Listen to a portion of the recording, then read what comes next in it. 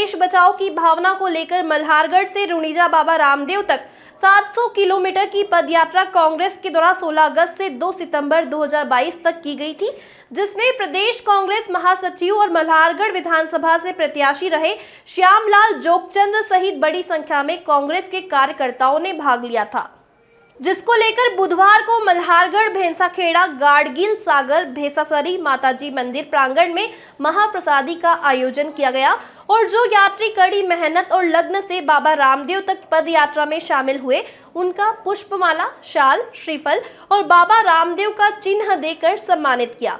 प्रदेश कांग्रेस महासचिव श्यामलाल जोगचंद ने कहा कि प्रदेश और केंद्र में भाजपा की सरकार बनने के बाद आम जनता व किसानों पर महंगाई की मार पड़ रही है। पेट्रोल, डीजल, गैस और खाद्य के दाम बढ़ गए हैं। देश का युवा रोजगार के लिए भटक रहा है। भाजपा की कथनी और करनी में अंतर है। भाजपा सरकार जन विरोधी व किसान विरोधी है। सरकार की नीतियों से आम जनता अपने आप को ठगा महसूस कर रही है। किसानों की आय दुगनी करने का दावा जुमला साबित हुआ है। इस अवसर पर प्रदेश कांग्रेस महासचिव श्यामलाल जोगचंद, पूर्व विधायक नंद किशोर पटेल, कांग्रेस प्रत्याशी रहे उमराव सिंह, ओम सिंह भाटी, नवनिर्वाचित जिला कांग्रेस अध्यक्ष विपिन जैन, जिला पंचायत सदस्य जगदीश भाई फौजी, प्रदेश कांग्रेस सोशल मीडिया अध्यक्ष चचलेश व्यास सहित महिलाएं व समस्त कांग्रेस कार्यकर्ता बड़ी संख्या में यात्रा में शामिल हुए थे। मल्हारगढ़ से ईश्वर पवार की रिपोर्ट। याद आती है कि 15 अगस्त के दिन जो बारिश शुरू हुई बिफोर से और 14 अगस्त के दिन पद यात्रा का प्लान किया और 15 अगस्त के दिन बारिश शुरू हो गई। दिन भर बारिश हुई, रात भर बारिश हुई और सुबह 16 अगस्त को पद यात्रा में जाना था। जब यहाँ से कांग्रेस के कार्यकर्ता जब यहाँ से निकले तो 1-1, 1.5 फीट पानी भरा हुआ था। सामने पानी की बौछारें आ रही थी, बिजलियां कड़क रही थी, लेकिन हमारे पद यात्रियों के मन में एक ही बात थी कि बाबा रामदेव जी की जयकार करते हुए और राहुल गांधी जिंदाबाद बोलते हुए मोदी हटाओ, राहुल गांधी लाओ और इस देश को बचाओ। इस बात को लेकर के जिस तरीके से चले, ऐसा लग रहा था कि जो हमारे यहाँ जो क्षेत्र के जो कांग्रेस के कार्यकर्ता है, एक तरह से जैसे कोई सेना की टुकड़ी चलती है कि सामने बिजलियां गड़गड़ा रही थी और ऐसी स्थिति में हमारे कांग्रेस के लोग यहाँ से पैदल चले। रास्ते में जैसा कि अभी हमारे बीच में रघुवंशी जी बता रहे थे धर्म वाली बात, तो रास्ते में भाजपा के लोग और कई मोदी के समर्थक हम लोगों को मिले।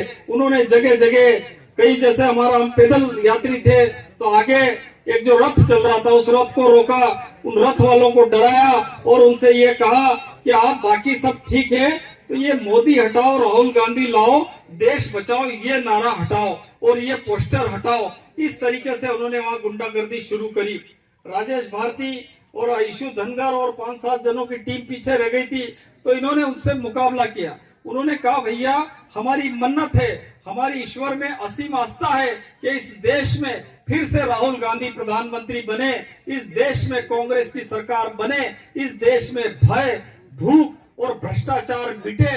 इस मन्नत के साथ हम बाबा रामदेव जी की यात्रा कर रहे हैं। जो भी मंदिर पे जाते हैं, जो भी दरगाह पर जाते हैं, जो भी माता जी के स्थान पे जाते हैं, हर व्यक्ति की कोई न कोई मन्नत उस व्यक्ति के मन में होती है और हर व्यक्ति को ये उम्मीद होती है कि हम लोगों को जो है ईश्वर हमको ताकत देगा। हम उस ताकत को लेने के लिए जब रामदेव जी की यात्रा जा रहे हैं और आप जितना जोर लगाना है वो लगा लीजिए।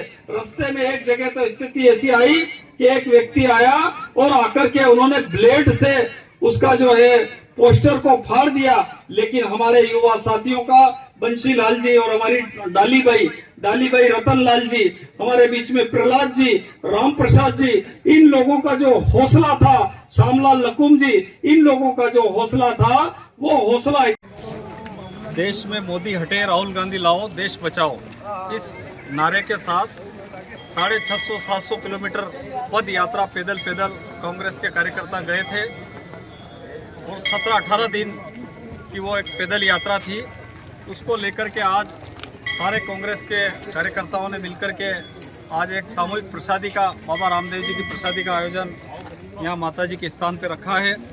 सभी होली का समय भी है, सभी को बहुत बधाई, शुभकामनाएं और उम्मीद है कि बाबा रामदेव जी कांग्रेस के कार्यकर्ताओं की उम्मीदों को पूरा करेंगे।